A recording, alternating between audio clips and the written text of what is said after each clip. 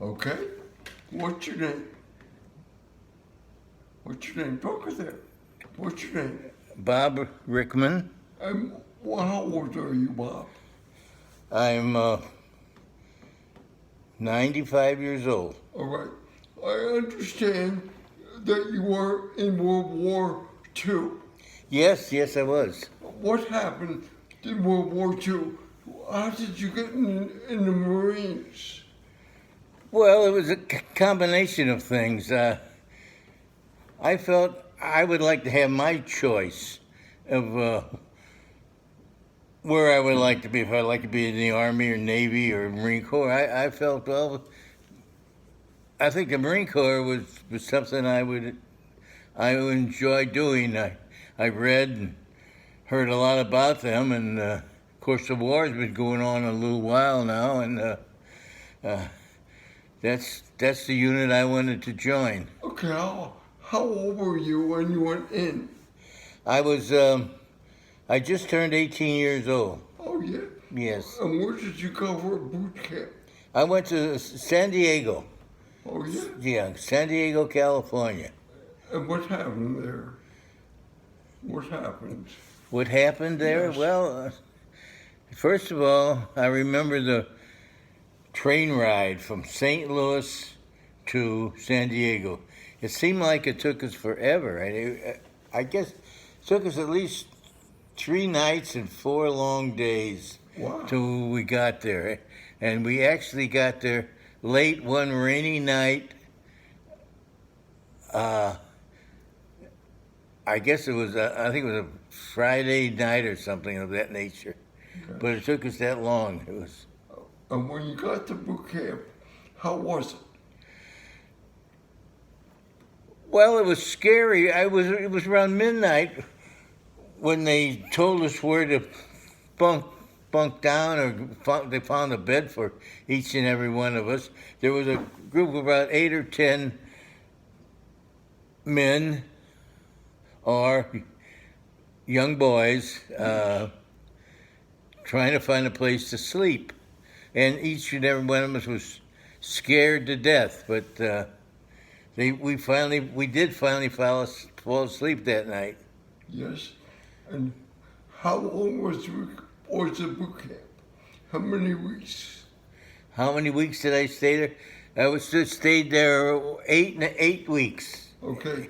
Then after the 8 weeks, where did you go?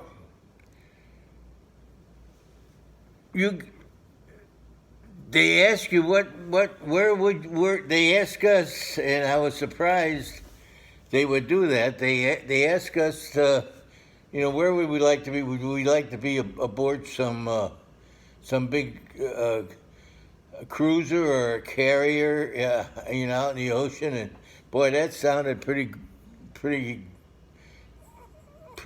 I thought, boy, that would be great. That would be something to be transported out there.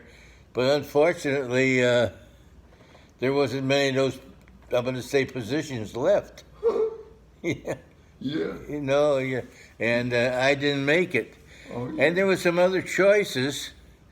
So why, I don't know, I picked paratroops. No kidding. Yeah, again, I don't know why. That's very dangerous. Well, I wasn't thinking so much about the danger. I was thinking, maybe I would like to jump out of an airplane. I don't know, but lo and behold, they did pick me, and I don't know if I was happy or not when they did, but they picked me for it. Is that right? Yeah. And you went there, you learned to jump out of an airplane. What was it like to jump out of an airplane? To me, after a week, 2, 3 weeks of training, physically and mentally, I was disappointed. It wasn't as thrilling as I thought it would be. It was more matter of fact. You just step out of this plane, and actually, your first jump, you're only jumping out from about 1,000 feet, and to me, it's just like almost on the ground 1,000 feet. Wow. You know, it didn't, but anyway, it didn't scare any of us, you know. No kidding. No, Wow. but we enjoyed it. And one thing about the experiences we had, and what the point I'm trying to get at here is, we had to pack our own chutes. We were responsible for what we were jumping out of from these big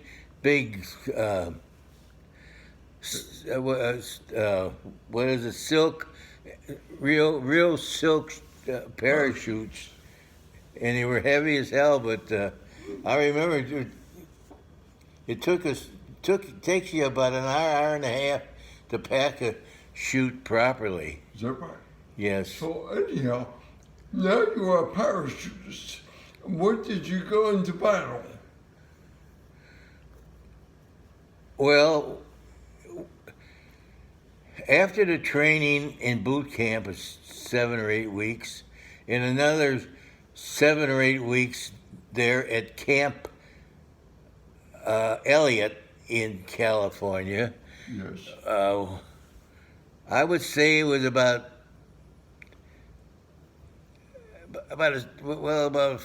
5 or 6 months after joining the Corps that we left on a big transport boat Yes. to the South Pacific. Uh-huh.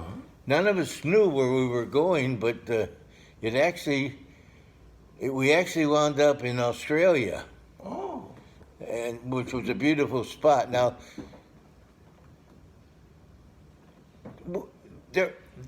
most of the fighting in that area was over with. The Americans secured most of the small islands around there, and it was safe for us to be there. Is that right? Yes, What year was that? that was in the middle of 1943. Oh. So the war had been on The- for a couple of years, huh? Yeah, about a year and a half the war's been going on. Yeah. It was actually started in 42, and this was the middle of 43. So we had a pretty good stronghold of let me say, the South Pacific. Uh-huh. Well, how did you end up in Iwo Jima? Oh, Iwo Jima was my second tour of duty. Oh. See, the first tour of duty was the Solomon Islands, where actually I had my first combat experiences and things of that nature, which were very interesting. But I guess my biggest experience, if I can use that word again, was going and hitting the beach at Iwo Jima. And if I may say that today, I'm going to say the 22nd of January, is the day 75 years ago the flag was raised. This Yes. day on Mount Suribachi. Now, I know it's important, and most people have and understand or have seen the flag, and some people would never know what Iwo Jima is, or where it is, or what importance it had in the war in the Pacific. Yes. But it certainly had quite a importance Yes. to the war, and that was a day after I got wounded on Iwo Jima, which I would like to talk about. Yes. Tell me If- about that. Well, do we have time at this time? Yes. Okay. Well, to me, it's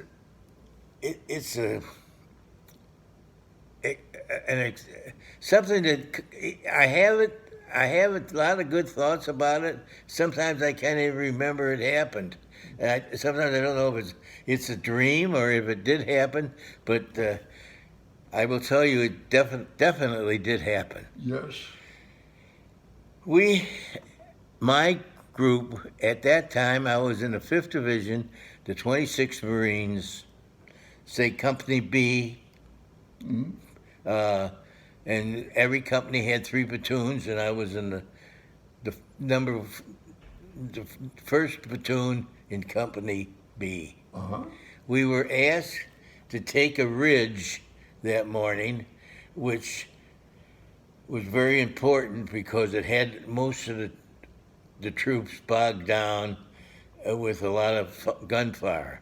Uh-huh. We were asked to go up a little hillside and through a small field and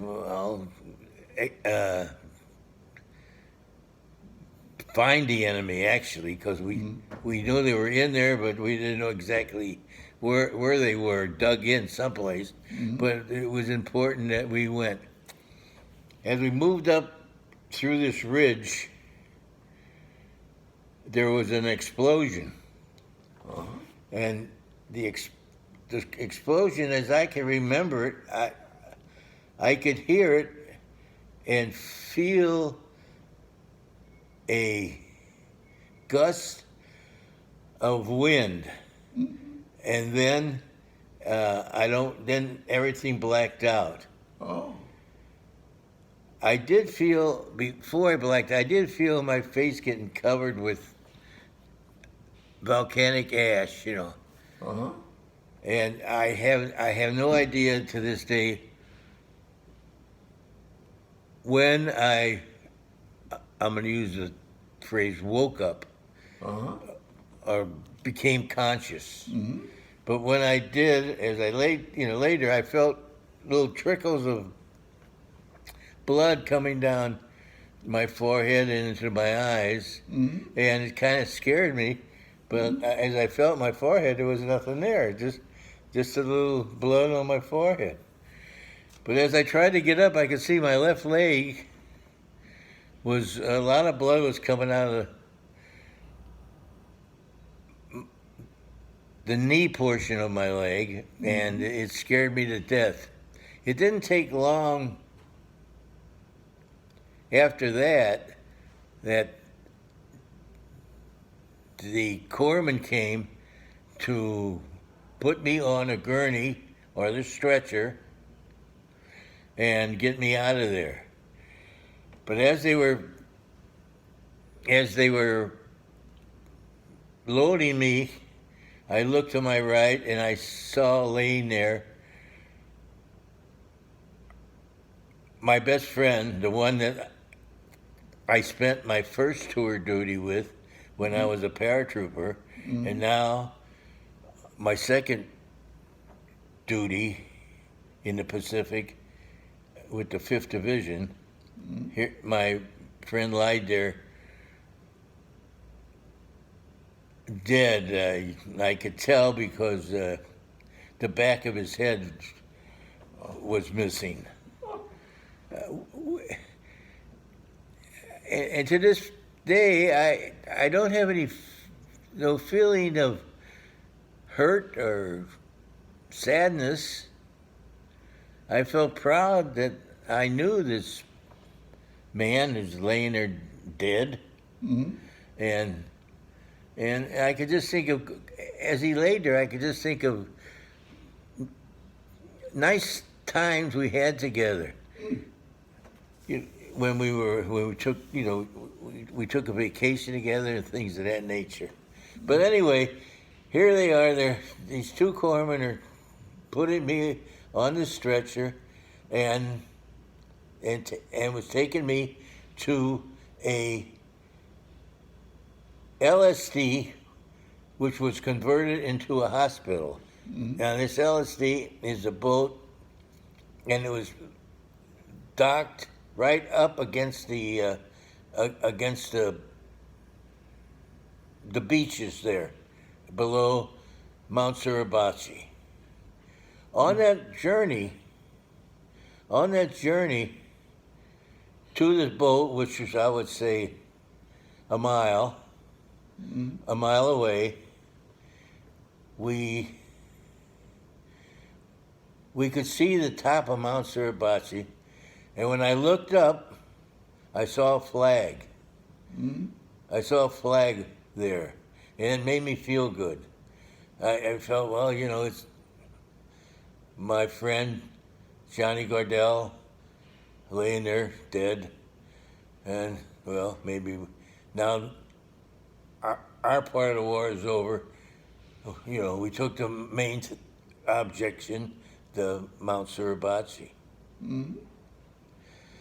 Going to the hospital, one of the corpsmen had a seizure of some kind.